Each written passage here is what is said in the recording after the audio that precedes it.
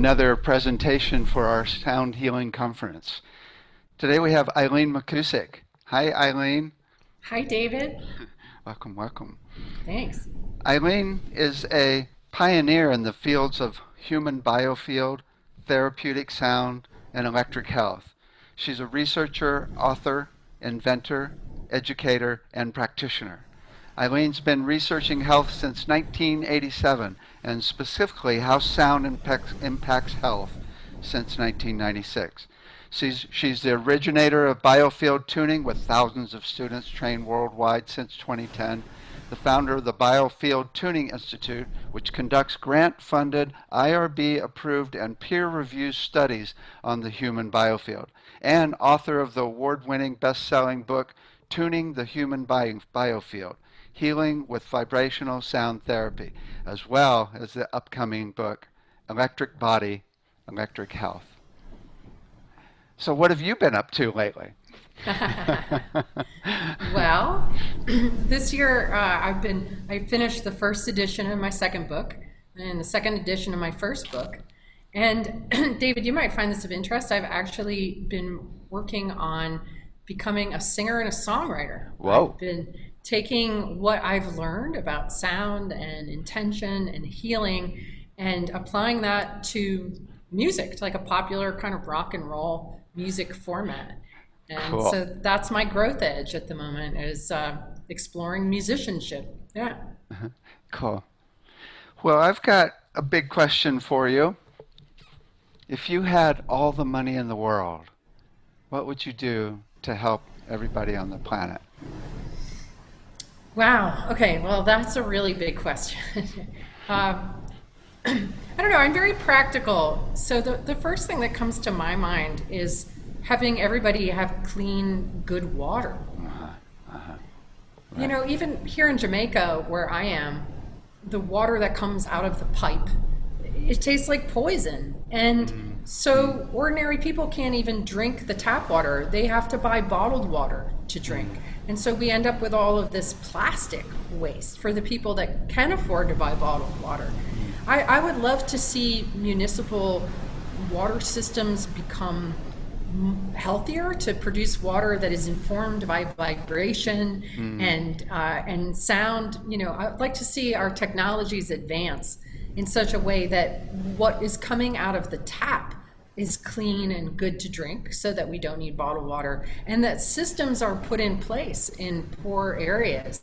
You know, people have invented devices that like gather water from thin air. Right. There's all kinds of technologies out there. So the very first thing I would do would be to help everybody have clean, good water to drink.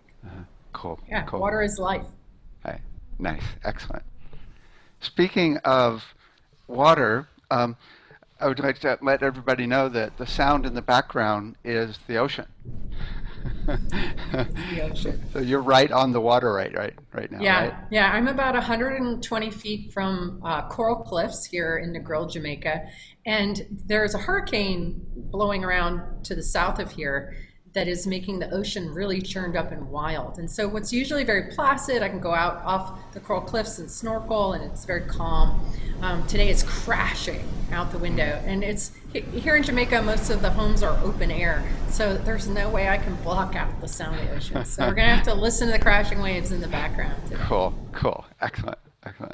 Oh, one other thing. So any ideas of what we could do with sound to help the planet? Well, one thing that comes to mind is that unfortunately with budget cuts, music is really being taken out of a lot of school curriculums. Right. And I would love to see music programs be much better funded. We learned so much from learning about music and studying music and participating and playing with music. And you know, certainly if music was more available, you know, if instruments were more available, that would certainly be one way to help the world with sound. You know, another way is that I think there's quite a lot of ordinary everyday things that make terrible noise, like leaf blowers. There's a lot of noise pollution out there from internal combustion motors. And it would be nice to see these things electrified or created with new technologies that don't create so much sound pollution. Great. So, even I had a refrigerator that I used to have. It made the most awful noises. Things like fluorescent lights make terrible sounds. Right. There's a din of electricity and things that just aren't good for us to be exposed to. So I think one way we could improve the world with sound is by being much more mindful about sound pollution and looking for solutions to that. Excellent. Cool. Okay, so I'd like to begin with a meditation, if you'd like to. Yeah, we can do that. So Take off. one of the things that I've been working with for a long time is tuning forks. A tuning fork is simply an acoustic tone generator. That's all it is. It makes a single tone. So I have a tuning fork in my hand. It's 528 hertz. Some people ascribe to the belief that 528 is the frequency of love.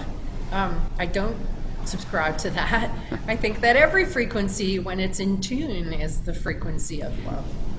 And basically anything that isn't love is noise in the signal, static. And that the more we bring ourselves into tune, the more we work towards finding our own vibrational sweet spot, the more we experience the coherent emotions like gratitude, love, feelings of unity, consciousness, that sort of thing. And it's the noise in our signal that blocks us from our ability to simply connect to what is.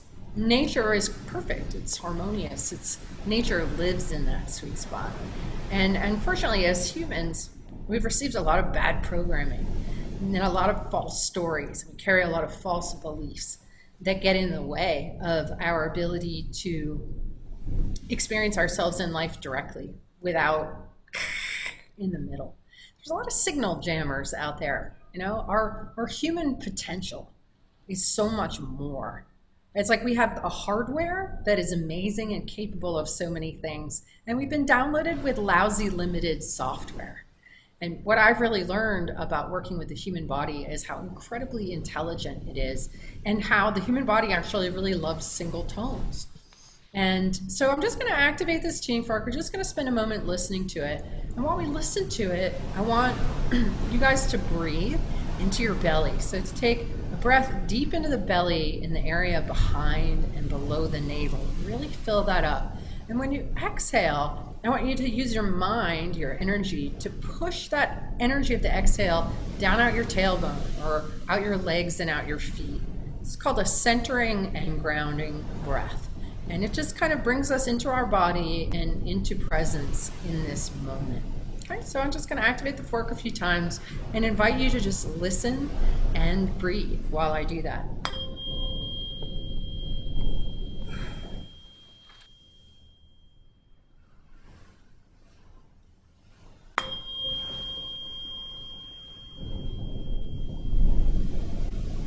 Also listen to the ocean in the background.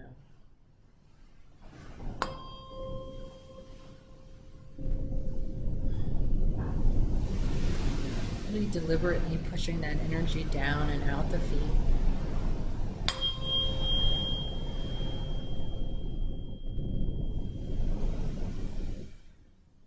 Just do one more.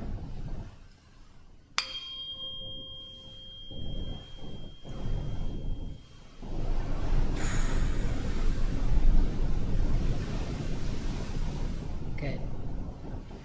And that's it. Sound has been used forever to bring us into a relaxed, aware presence. To me, that's the aim of sound healing, is to bring us into the now. And just by listening to a single tone, you can do it with a gong or a bell or a bowl or a fork. You just let your brain relax out of beta and into an alpha state of just listening and breathing and being present. Yeah, good. Okay, that's it for that, David. Just a little simple one. Nice.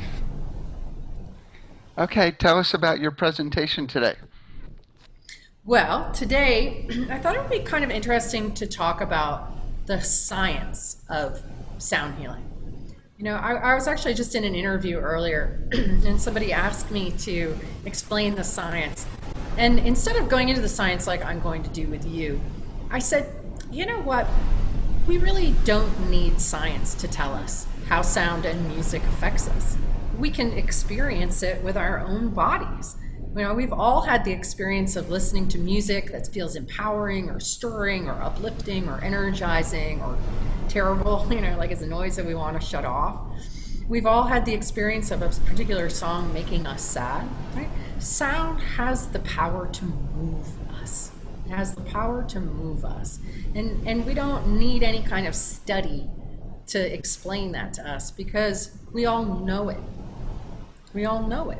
And we've all been conditioned to defer our own visceral knowing to the authorities of science, the Church of Science, to tell us what's going on and how it works.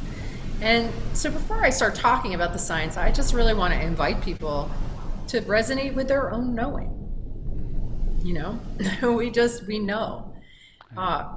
But there are some mechanics to what is going on in the body. So one of the things that I've really discovered, one of the big ahas for me in studying health and bouncing sound off people, I've been bouncing sound off people for almost 25 years, just with tuning forks, like sonar, bouncing sound off to them and then listening to the ping back. And in that ping back, there's so much information because everything in our body is in motion. And anything in motion makes waves, and waves propagate. They propagate away from us. So we've all had the experience of getting a bad vibe off of somebody.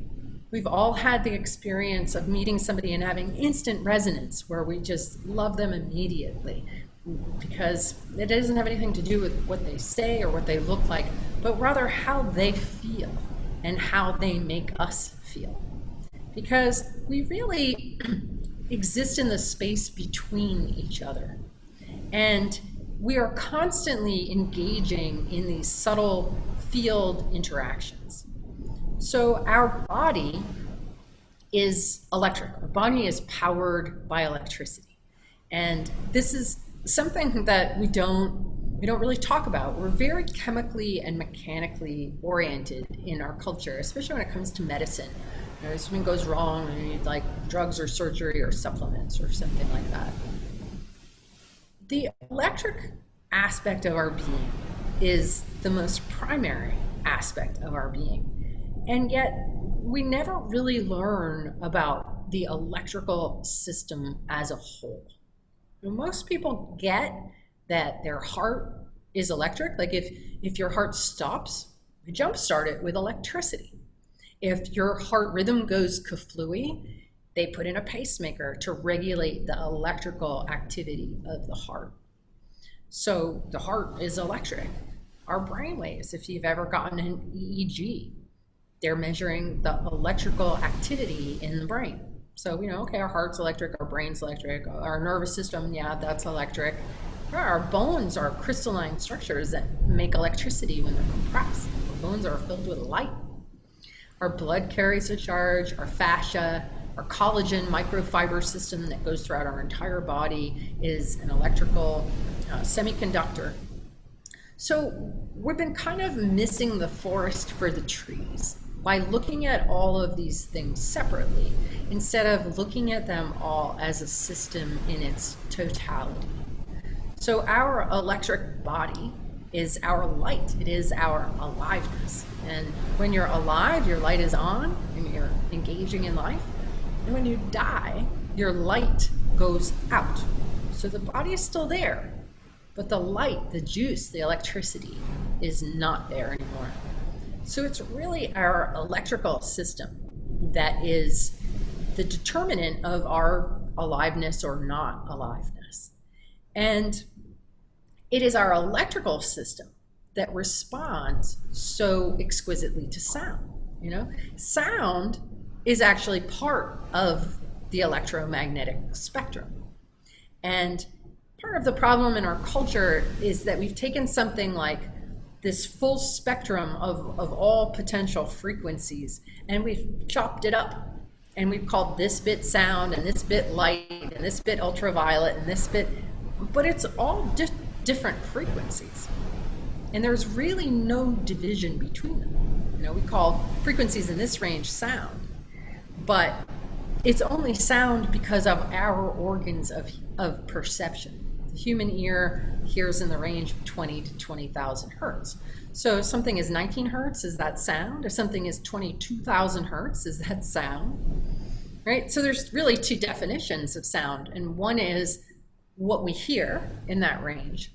But another definition is propagated waves of any frequency. So we could say that the entire electromagnetic spectrum is sound. It's just vibrations. And vibrations impact other vibrations. So when you're hanging out with somebody who's got a heavy, bad vibe, that is going to inform your vibrations. And you will maybe impacted by that and leave kind of feeling drained or in a bad mood. Conversely, if you're around somebody who's very coherent, who's very energized, who's very inspiring, that the vibration of them, like we're all like tuning forks basically, is going to impact you through sympathetic resonance. So the principles of resonance and entrainment are really key in sound healing and also in music therapy. So for example, in music therapy, if they are working with a client who is despondent, who is depressed, and they are not going to play happy music because there's no resonance for that person there. They're going to initially play something that resonates with that mood, something heavy, something low, something like, oh yeah, I can listen to that because that's how I feel. And then they're going to slowly start to switch up the musical arrangements into something that is more coherent, that's more upbeat. And so the person will go along, they will entrain into that. That's how tuning forks work in the way that I use them. I use them diagnostically in this sonar kind of way to find areas in the electromagnetic field around the body where there is dissonance or distortion. And then I hold the tuning fork in that spot. Initially, it's going to resonate with that noise. Like let's say you got sharp pain in your left shoulder. I hold a tuning fork over that. It's actually going to sound sharp. We're going to hear it because the vibes are coming off the body. These very high frequency, very low amplitude waves that we can't hear, we sense, but we can't hear them. But what happens is because the tuning forks are also producing very high frequency, very low amplitude waves that we can't hear, those frequencies intersect with the frequencies being emitted from the body. And the sound precipitates down through the octaves into the hearing range, which enables me to diagnose, if you will, or to identify what's going on. So over many years of listening to these emanations through the tuning fork, I've learned that there's this whole language of vibration that our bodies communicate in. Not only our bodies, but actually all of nature speaks this very fundamental language of vibration. That's how your pets understand you. Now, dogs, absolutely, they don't just smell fear, they sense the vibration of fear.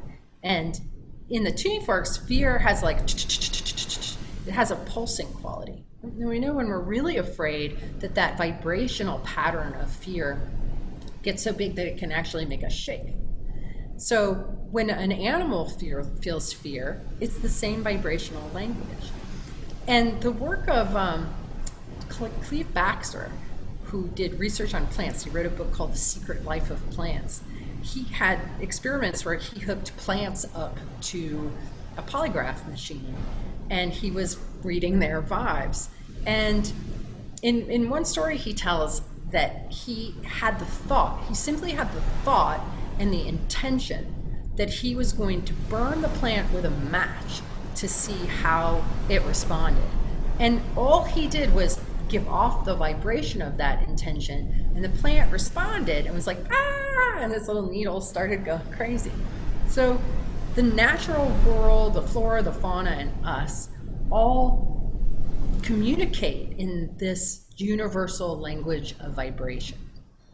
And every single emotion that we feel has a particular frequency signature that it produces. For example, when people have depression, there's a very specific zone in the magnetic field where that tone expresses, where it resides in our mind, if you will.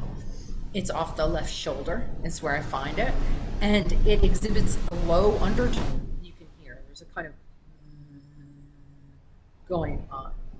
And that's what's happening in our system. When we're depressed, we feel, and our body is actually making that sound. So with resonance and entrainment, we initially resonate with whatever's going on, whether it's depression, whether it's sharp pain. That biofeedback is something that the body hears and responds to. So our bodies are actually designed to be perfectly in tune, to be perfectly healthy. And that's what I call our factory settings. And unfortunately, we go through life and we take all kinds of hits and we experience all kinds of trauma and we get all kinds of bad programming. And instead of acting out of our factory settings where all our vibrational energies are balanced and in harmony, a kind of dynamic harmony, we end up with parts of our being that are flat, parts that are sharp, parts that are full of static or noise, places that have gone completely offline altogether. And so instead of being a beautiful, resilient, in-tune instrument, we're kind of a mess. But the beautiful thing is, as you know, David, and I know, is that when we bring coherent sound into the equation, the body uses that input to auto-tune. And all I need to do is reflect back to the body, hey, you sound really flat over here. And the body goes, oh, wow, yeah, I sound really flat over there. I better relax this muscle. I better take a big breath into that area.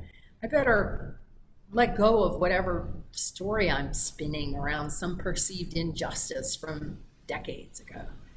And in that relaxation and in that entrainment into harmony, the body relaxes into a state where it's able to fix itself. Or it's able to self-repair. That's what we're designed to do. We don't really need chemicals. We don't really need supplements. What we really need is to become clear and not only the noise out of the signal, but also the resistance. So a big part of what ails us is areas of subconscious tension and resistance in the body that then will give rise to inflammation. And anytime you've got inflammation and too much energy in one place, you end up with a deficiency somewhere else. So sound has the ability not only to resonate and to entrain us, but as I've discovered, a tuning fork actually produces a weak electromagnetic charge when it's vibrating. So do bees' wings, actually. And the relationship between bees and flowers, they discovered, is actually an electromagnetic relationship. So our body, our electric body, can be adjusted through using a vibrating tuning fork like a magnet. Okay, so the human biofield, in my definition of it, is our electrical body. So anything that has an electric current running through it has a magnetic field around it. And this is basic physics. This is a law of physics. Anything with an electric current has a magnetic field. Our body is no different. We have an electric current running through us. We have a weak magnetic field around us. But this magnetic field can't be separated from the electricity in our body. It's all one system. It's all one system. Another thing that we know from physics is that magnetic fields guide and inform electric currents. So when we work with sound in the magnetic field of the body, we can actually find areas in the magnetic field where there's congestion. And there's often, usually almost always, corresponding congestion or resistance in the physiology as well. And it might manifest as pain, it might manifest as some discomfort, tendencies towards injuries or accidents. Anywhere where we have an imbalance in the electromagnetic system, the body follows suit. So with a tuning fork, what I'm able to do is find these areas of congestion and then use the tuning fork like a magnet, like a stylus moving iron filings. And I'm able to adjust the magnetic field. So if something is really out of balance off to the side, we can use the sound to shift the magnetic field, bring that into alignment, and then the electrical activity will follow. It will just follow the magnetic field. So the way that sound interacts electromagnetically with the body's electromagnetic field is where the therapeutic aspect comes in. And this is the missing piece, right? We don't necessarily get what's happening because we're like, oh, the nervous system, whatever. We're missing the sort of bigger picture of the electrical system as a whole. Now, sound also has levity. So sound waves, they've discovered, fall upwards. And this is how sound is used in acoustic levitation. So you can go on YouTube and you can search acoustic levitation. You can find like videos of little styrofoam balls like hanging out in sound waves being held. And when we listen to sound, like if you listen to something like Caribbean steel drum music, you can feel the levity in your system. So when we have low energy, when we're feeling despondent, if we put on upbeat music, it's actually going to like magnetically introduce levity into our system. This is why singing in groups, making music, drumming, anything we do like makes us feel great afterwards. And it's because of that tendency. Sound can also be creative. It can be syntropic. It can also be destructive or entropic if we're around bad sounds. And it could even be the voice of some terrible parent that somebody might have had who is always speaking there at us.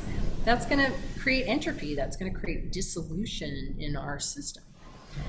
But we can also, somebody can speak very lovingly and very kindly and in an uplifting way. And then that's going to be syntropic. It's going to help us feel more ordered. It's going to help us feel more present. So when we use sound in a sound healing way, we're using it to create syntropy and levity and greater order in the body. Just through these words that we don't even really think about so much. The more we understand the language of what's happening and we can apply it. Like if I'm moving something in the field, some kind of trauma, some kind of part of you that got blown out in trauma, so like car accident made your field go pfft, that's entropy. But a tuning fork can actually find where the field has gone out of balance and bring it back into order, and that's syntropy. So that's some of the ways, right? And then there's another thing that's coming to mind too, something that most of us don't have a word for and don't know about, and that is that on all of our cell membranes, we have these little antennas that are called primary cilia. And these house what are called microtubules. And these microtubules and cilia act as antennas, and they're able to read and respond to vibrational information in the environment. So if somebody is using a laser, for example, for light therapy, the vibration of that light is being picked up by these antennas. The coherence in that signal is being transmitted to cells. So not only are they receivers of vibes, they're also transmitters of vibes. So anything that's going on in the cell or in a system is going to be transferred. It's going to be broadcast through these. I've come to see that all of our memories are stored in standing waves in the biofield. And my work has been to map the biofield and to discover that specific areas hold specific memories. So if there was a very specific trauma that happened around your father when you were 10, I'm going to know exactly where we're going to find that. And we can stick a fork into these very specific memories and change the way that the body is referring to them. So rather than memories being stored in the brain, I've come to see that they are stored magnetically in these standing waves, and that that information is transferred to the cells, to the body, through these microtubules. Now, what they've observed is that Alzheimer's patients have microtubules that are no longer functioning properly, which means that the memory is still there in the electromagnetic system, but the apparatus for retrieving those memories and bringing them into the body, into cognition, has failed. So to me, our microtubules are really this, they're called like a quantum interface between the vibrational reality out there and then how that affects our bodies. When I've done work with sound, going deeply into the microtubules, like listening very deeply to them, I found that there are some in the system that are all like curled in like this, where, you know, if you grew up with parents who are always fighting or any kind of physical, mental, or emotional abuse, there's some part of you that contracts and pulls in and is no longer kind of alert and sensitive and feeling into the environment and being aware, and, you know, it's become guarded. And so our perception of ourselves, of the world around us, becomes diminished and desensitized. So I think the microtubules are a really big missing piece in like the interface of how, like, what is the exact science of how sound is impacting the body. Certainly when I learned about these antennas, a big light came on, because most of us just think about chemistry and like lock and key, and, you know, and intuition becomes something that like some women may have. But really, these microtubules are our wave, what I call our wave sense. They are the part of us that picks up and responds to vibrations in the environment. If you're getting a bad vibe off of somebody, your microtubules are doing this. They're going, not digging that energy coming in. So I think knowing about those little antennas and how they're constantly sensing and responding gives us a lot of insight into why and how our bodies respond to sound. So that's all I got for this moment, David. Do you have any questions from listening to all that? Yes. So what's the, are the microtubules totally picking up electricity? Is that the way the information is, or is it just movement? You know, that's a really good question. I mean, one of the questions that I've asked people over and over again, what's the difference between what we call sound, what we call light, what we call electricity, what we call music? Like, what's the difference between, you know, because it's measured in hertz. We talk about brain waves that are electric. They're like, this range is 7 to 10 hertz. This range is, right? Why is that electric and not sound? And how, what is really the difference between the two of them? So the kind of standard answer to that question is that sound requires a medium to propagate through, but light doesn't. Okay, so we've been taught about the empty vacuum of space, that there's nothing there. It's totally empty. But it's okay, because light waves don't need a medium to travel through. Okay? To me, that is a completely ridiculous assertion. Like, of course waves need to travel through a medium. Like, what I've learned is that there really is no such thing as the empty vacuum of space. Space isn't empty. Space is filled with plasma. And beyond that, everything that we're in is filled with ether. And it's the removal of ether and plasma, because most of us didn't learn about plasma in school. You know, we learned about solid, liquid, and gas. We learned about 3 states of matter. We didn't learn about the other 2, plasma and ether. You know, and plasma, well, that's becoming more scientifically acceptable. You know, for years, scientific press releases talking about the cosmos would point to things like nebulas, these glowing nebulas, and call them hot gas. Okay, they're not a hot gas, they're electrified. It's a plasma. It's electrified. And our sun is a plasma, the solar wind is a plasma. When we get a big coronal mass ejection and it hits our upper atmosphere, we get northern lights, which are an electric phenomenon. That's our upper atmosphere going from dark current mode to glow mode. And then there's arc mode, you know, sparks, lightning. So we live in a very electrical environment, and the electrical aspect of our environments and our bodies is something that we're not taught about. So I believe that space is filled with both ether and plasma, and that light travels through this medium, just like waves travel through the ocean. And so light needs a medium to propagate through just as much as sound does. The other thing that's very confusing about trying to understand sound waves is that we're told that sound is a longitudinal wave, which means, you know, it's bouncing up against molecules and moving along. And yet it's always depicted as a sine wave, as a transverse wave in 2D. So we start thinking about sound as something that does this. But sound doesn't do that. Right. Sound propagates spherically, spirally, and geometrically in every direction. It is filled with geometric information, and this is very evident in cymatics. If you look at a cymoscope or cymoglyphs, you see the geometry that's inherent in sound. It's full of patterned information.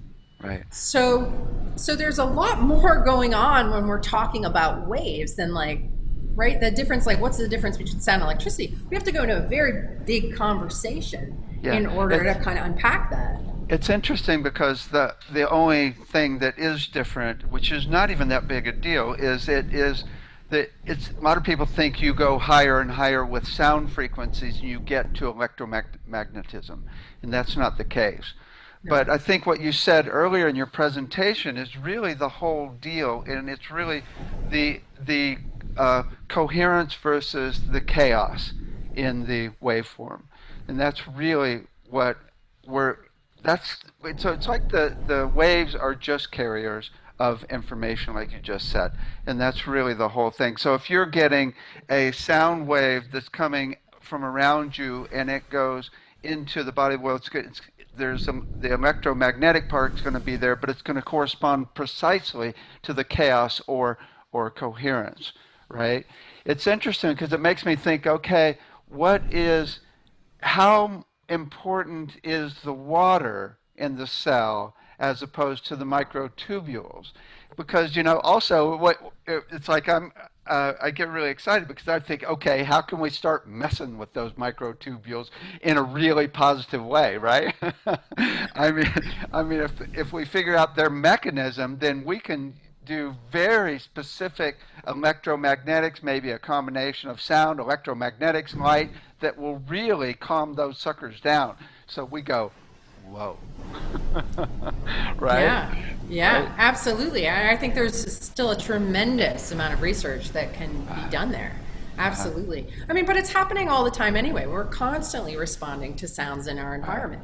We're so much more impacted by sound than we realize.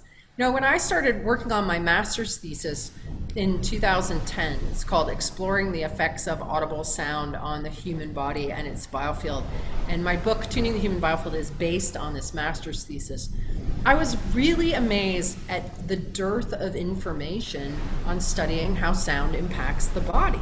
That there was practically nothing to be found. There was information on music therapy, and there was information on things like quantum touch and, you know, hand therapies that are similar to what I do with tuning forks. But as far as really understanding how sound in the audible range affects the human body, there was nothing. It was so astonishing to me. Just rhythms.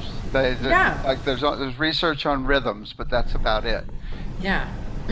So there's so much more to learn and to discover here. But then I realized something, David.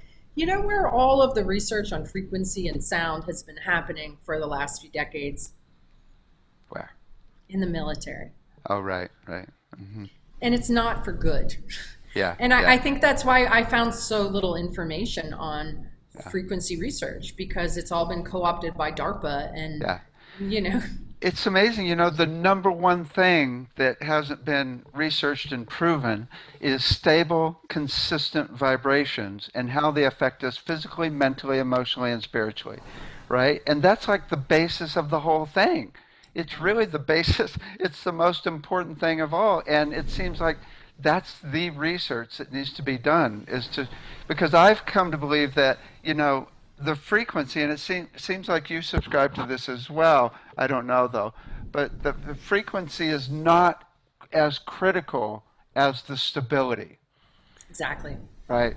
And that's why often tuning fork will work even regardless of the frequency, or a sound bath that will work regardless of what tones people are using, because it's all stable, consistent vibration, which is overcoming that chaos of fear, anxiety, even depression, all the including anger, all the different emotions that are breaking our system down. Absolutely. And that I absolutely subscribe to that, because people are always asking me, well, what frequency fork do you use for this? And what frequency fork do you use for that? And I'm like, that's not how I work. That's not what I discovered. I've seen information that says something like the healthy frequency of a kidney is 139.2 hertz. But maybe that was figured out on a 6'2", 300-pound guy. Like, Yeah, is that the same frequency for a 5'1", 90-pound woman? Right. I don't think so, And besides, what I've learned is it isn't about what's going on in the organ. It's about what's going on in the field. And the field is holding the record of your life. So the reason why your kidneys are going south is because of the repeated betrayals that you have experienced from your family of origin that has put an emotional hurting on you, that's caused this chaos and collapse, because it's given you bad blood. And now your kidneys are struggling because your record holds so much chaos. Right. And so me sticking 139.2 fork on your kidney is not going to solve the problem that's in your field. Me using any frequency tuning fork and coming in and finding those patterns and introducing order into those memories and those zones is what is going to relax the body enough so that it can then fix itself. Cool. Maybe one day you'll find the frequency pattern, or a way to find the frequency pattern of the field. But I bet, just like everything else, that it's different from person to person, right? And yeah. Well, yes and no. I mean, there is a sort of what I've observed, and it's my subjective observation, but that the field actually has a very specific anatomy and physiology. For example, there are two structures that run about 10 inches on either side of our body that seem to contain like the DNA stream information of our ancestry. I call them the ancestral rivers. And when your tuning fork ends up in an ancestral river on the left side, it's reading all of that inherited information from the mom, and on the dad, it's the right side. And it has a very different feel than, you're moving along through the field and then all of a sudden you hit the structure and it feels like a river, and the sound really changes. So, there are definitely zones that I've discovered that certain emotions get recorded in these different zones. There's a standard kind of anatomy and physiology of the field. But what I learned from the last study that I did is that in a client-practitioner relationship, I am going to find different things in you than another practitioner might, because of sympathetic resonance. Because, I might find, the breakup that you went through, because, wow, that kind of resonates with a breakup that I went through. And so it's really obvious to me that that's there. We really exist in the space between each other, and our magnetic fields bring out different things. Mm-hmm. So our fields are very hard to study, because they're constantly, what is coming to the surface, in this environment at this time of day with this person, after this experience.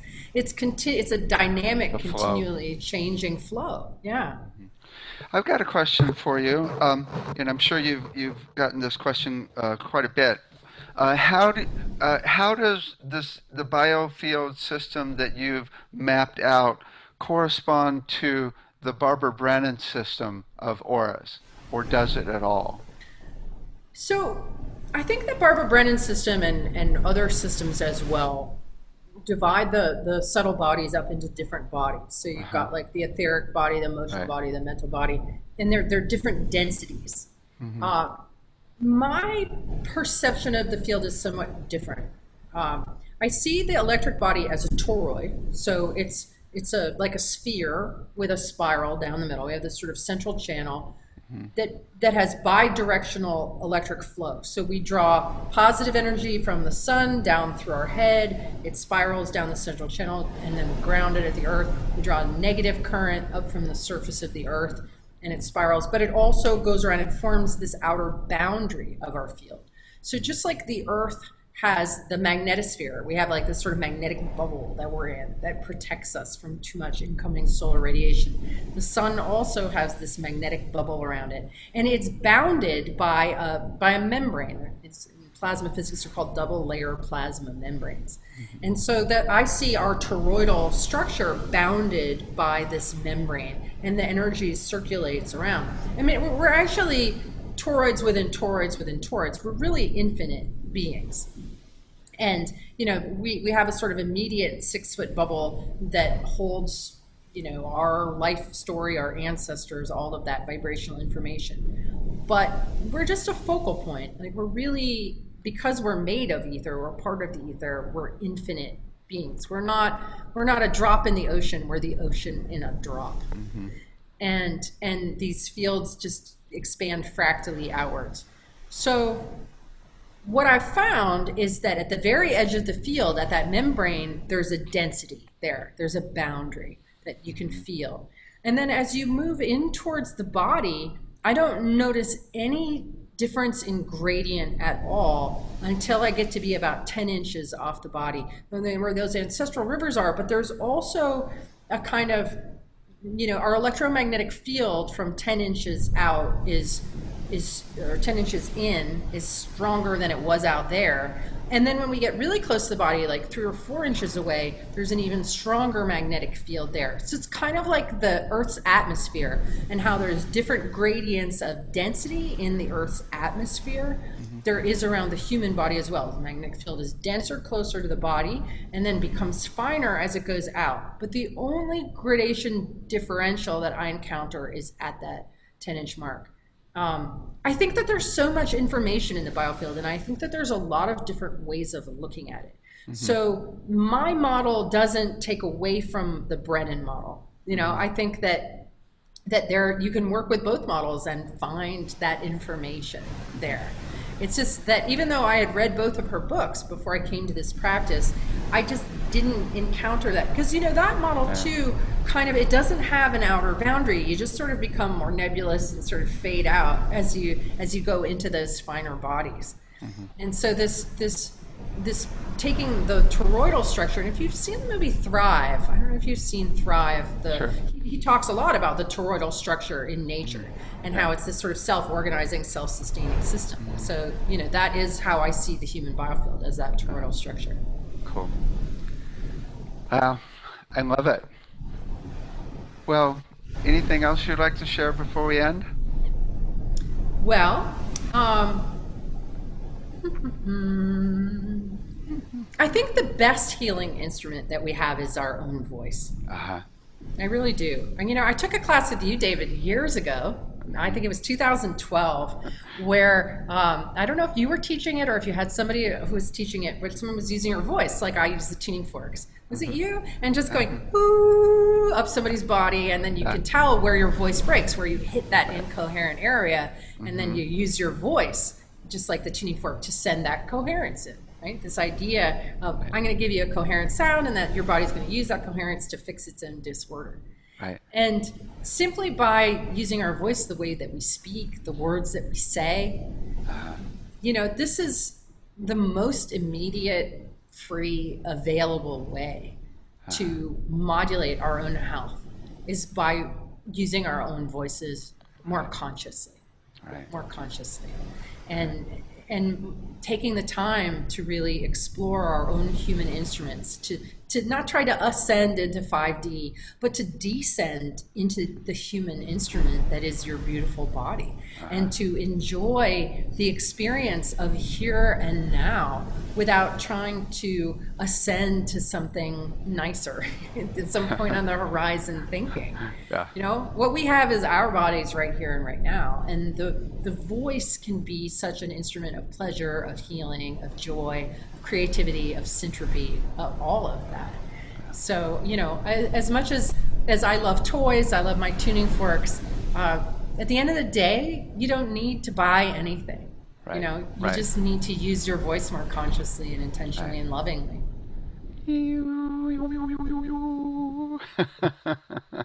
Yeah. Well, so tell us about your package that you will be offering, a little webinar. Yeah, I'm going to do a little webinar. So I've been in this field for 25 years now, which is kind of hard to believe.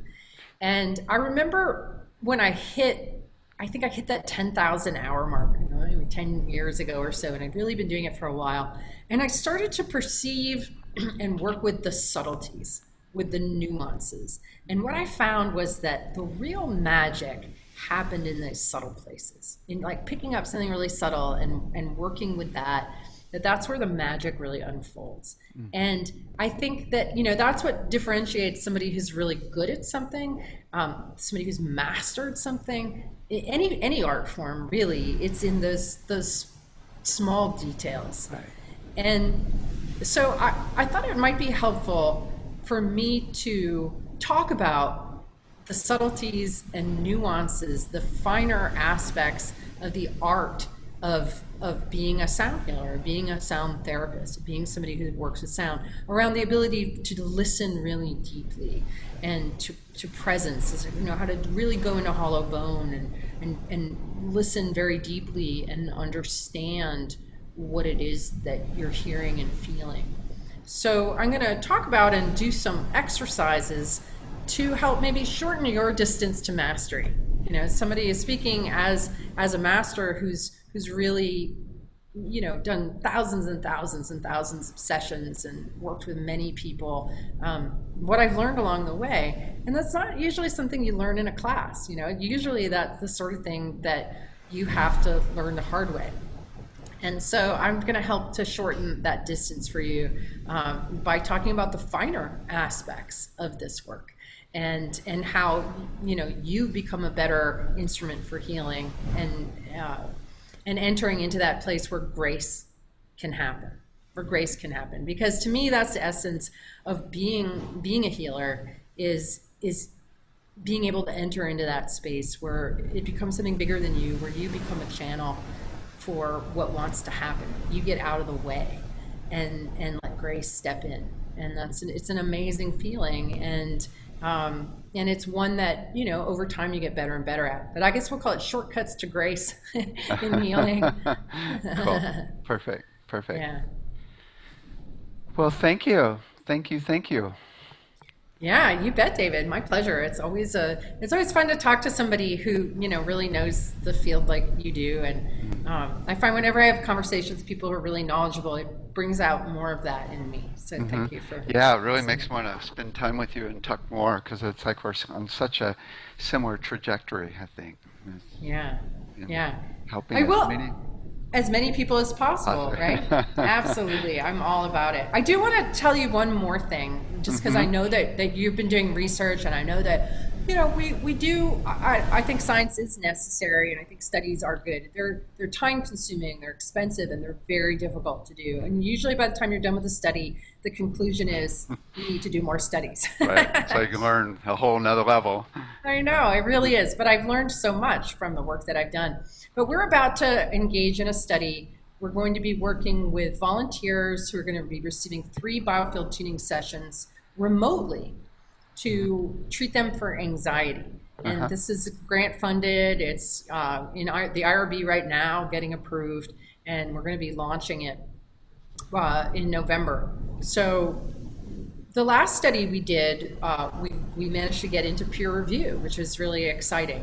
That one wasn't on efficacy. It was on kind of exploring this idea of, is the biofield something that we can, like what we were talking, you and I were talking about, like, are those patterns always the same?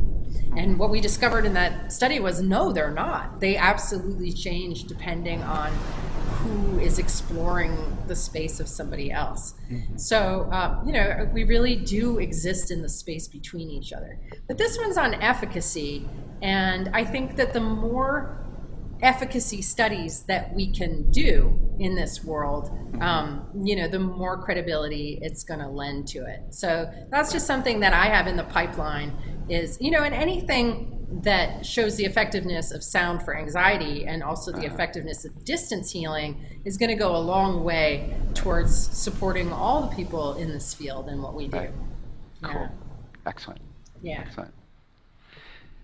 Well, thank you so much.